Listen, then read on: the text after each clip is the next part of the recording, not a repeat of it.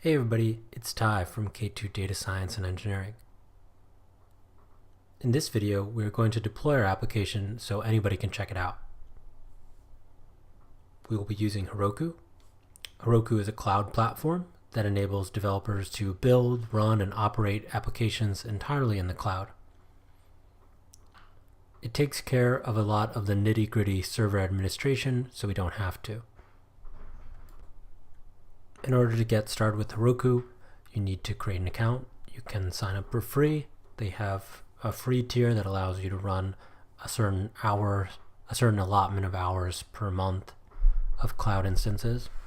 And after you've registered for a free account, you should also see the option to download the CLI. So this is just their command line interface and allows you to create and monitor Heroku applications from your command line. When the account is created and the CLI is installed, we can go back to our folder that has our Flask app. So we'll have to do two things in order to deploy our Flask app to Heroku. We'll have to create a requirements file, and this is going to list the packages and versions we need. So normally when you're doing web development, you want to create a virtual environment and then just install the packages you need. In this case, since it's just a simple tutorial, I didn't create a virtual environment. I just copied in the packages and versions of Flask and the web server green unicorn. After that, you need to create a proc file. Now this doesn't have an extension, it's just a specific file for Heroku, and this tells Heroku to start a web instance using the green unicorn server. And then it tells us that we have an app module and our Flask app is named app. Once you have those, then you can deploy the application. So there are a couple ways to deploy. The easiest way is to just use Git, so we can initialize a Git repository. So normally you'd want to be using Git to version control and things like that, but since this was just a small project, I didn't use it.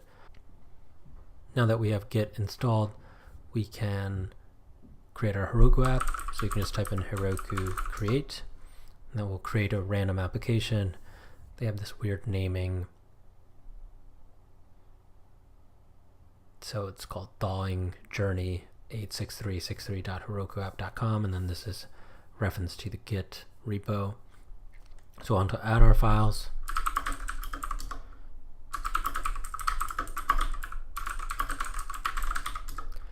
And then we'll just push it to our Heroku master.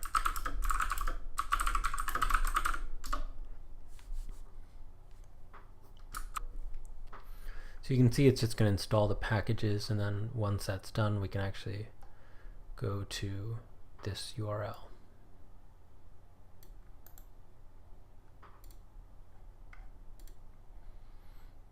And see, these are the packages to Unicorn, and then Flask installs all these other dependent packages.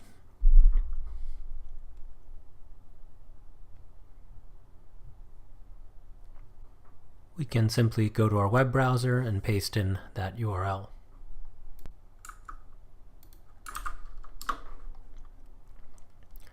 And here we see the title or output of our Flask server. We have the article count, the reading time, categories, authors, and then the weekday frequency.